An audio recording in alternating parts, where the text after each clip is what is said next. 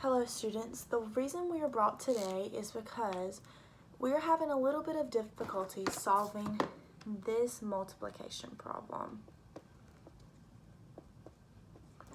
8 times 6, and it can be a tough problem to solve. So we're going to do a think aloud where we think about two different strategies to try to solve this problem. So the first strategy we're going to do is called the double double double strategy. So you can easily remember it because it has a catchy name.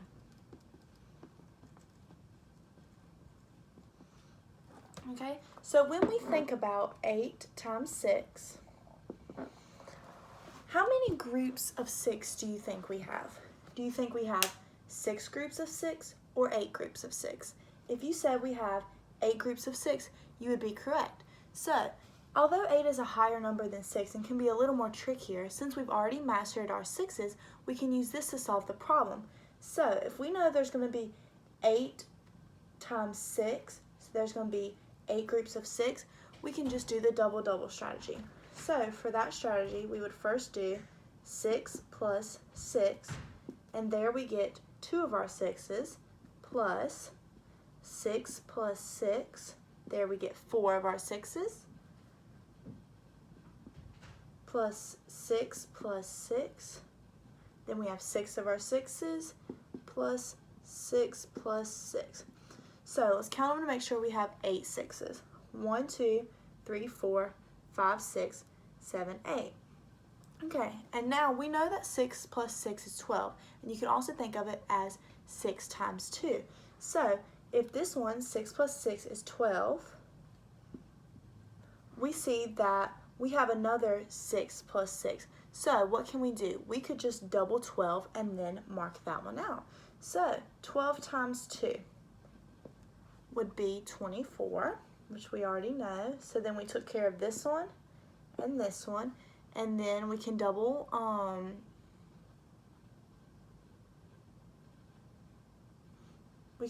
24.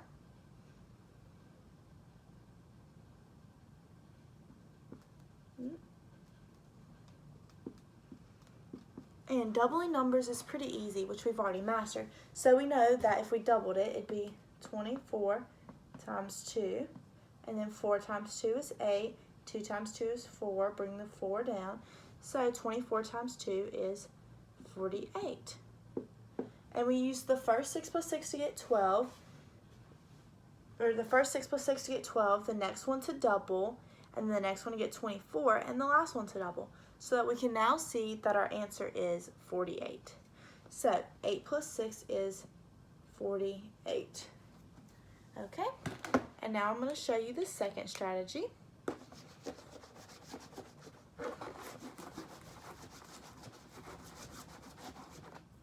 Okay, for the second strategy, we're going to use known facts that we already know. So when we look at the problem, 8 times 6, can we think of an easier number that we can multiply by 8 that we already know? The first one that comes to my head is our tens, because our tens are fairly easy and we've all mastered how to count by our tens. So if we look at 8 times 6, and then we're going to do 8 times 10 because we already know this fact. This is a known fact to us, okay? So we have to think to ourselves, what is 8 groups of 10? So we have 10, 20, 30, 40, 50, 60, 70, 80. So we know that 8 times 10 is 80. Now when we look at these two problems, we didn't change the 8's. The only thing we changed was the 6. So how many more groups did we add to get 8 times 10? So in this problem we have 6 groups, and this one we have 10. So it seems like to get from here to here, we added 4. Now, if we want to get back down to 6 from 10, then we have to subtract 4 groups of 8. So, if we start at 80 and subtract 8, what do we get, class? 72. And there we have our first group of 8. So we can put a little 1 right there to keep track. So, then we'll subtract again, 72 minus 8. Then we think to ourselves, what is 72 minus 8? You can either calculate it in your head or write it down if you need it. And then we get 64. So then we have our second group of 8 that we've done. And then we just keep going. 64 minus 8. 56. And then we're on our fourth one. So 56 minus 8 equals 48. So as you can see, we started with a fact we knew that was 8 times 10, and we got 80.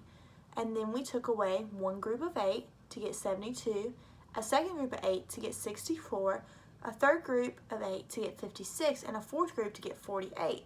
And we said at the beginning, since we changed our 6 to a 10, we added 4 groups. So to get back down to 6, we had to take away 4 groups. When we look at our end number, when we take away 4 groups, we can see that it's 48. So we would write that on the top of our problem. And this is just using known facts to solve. So you learned 2 strategies today. The double strategy, where you're basically distributing and doubling numbers. And then just now we learned how to use known facts that we were already efficient in to solve the problem.